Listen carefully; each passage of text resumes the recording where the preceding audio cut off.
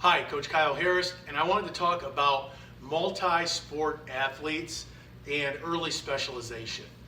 I have kind of a unique perspective on this because being a PE teacher, and I really feel that it's important that kids play as many sports as possible.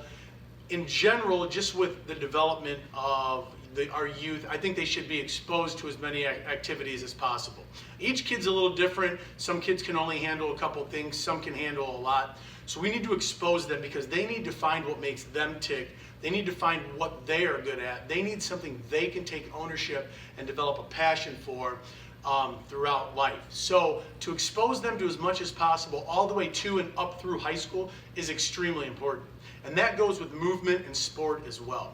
And we have to stop looking at this like, what is our end goal? It's great to have goals, but we need to break these up into chunks. And as parents and coaches and teachers, we need to be very resilient in trying to teach kids that we need to stay in the moment and we need to enjoy what's going on, and then kind of helping them form that picture down the line just a little bit, but keeping it very broad. If we start to paint that picture as a 9-10-year-old saying, yeah, we want to play Division I college football, or we want to play Division I softball, and we start to tunnel that kid in that way, that can be harmful to them physically, mentally, and emotionally. Now, to have those dreams, I think it's great, but we need to keep that spectrum broad. Let them have many dreams, and then let them naturally hone in on them. Now, the reason being is because you hear people all the time say, this athlete, for example, Aaron Judge, was a multi-sport, I believe all-state in 3 sports maybe. And you see these kids that are all league, all this, all that. Dave Winfield was drafted in 3 sports, and they say, look, kids, look, being a multi-sport athlete is good. All these guys are multi-sport athletes. Or you'll see something like 80 or 90% of NFL football players and Division I athletes played multiple sports. We have to be careful in using those numbers to describe how good it is to be a multi-sport athlete and getting to those goals. For a couple of reasons. One, it just makes sense that a really, really good athlete is going to play a lot of things they're good at. So if I move really well when I'm 10 years old, I'm going to be good at football. I'm going to be good at basketball. I'm going to be good at baseball. I'm going to be good at hockey. I'm probably going to be good at soccer. Okay? So if I'm good at something, I naturally gravitate towards those. The same thing for the kid that's really fast. The same thing for the kid that's really big and strong. They gravitate towards the things they're good at.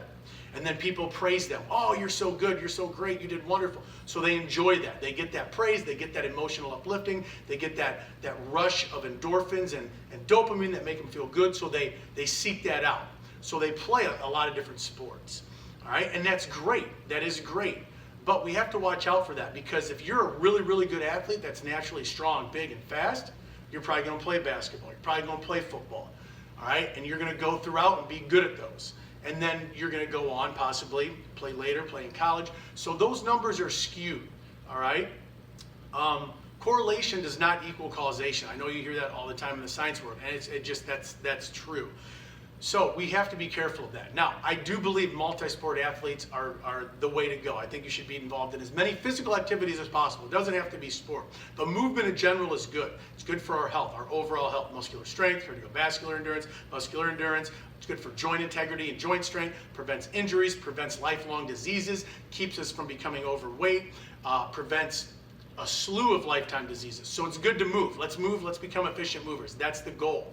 But there are kids that need to specialize at some point. I am totally against specialization at 8, 9, 10, 11, 12, 13 years old. Let's get these kids through middle school playing multiple sports. Let's get them into high school freshmen and play multiple sports. Then let them start trickling down. And at that point, it is okay to play it is okay to play single sports and to focus on one. An example of somebody that needed to focus on one is Trevor Bauer.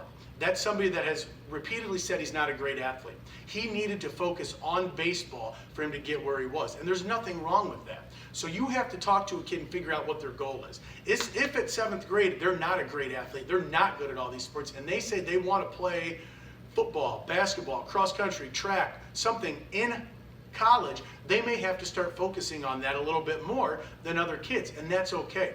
So these blanket statements saying that you must play multiple sports or you have to specialize, they're both wrong.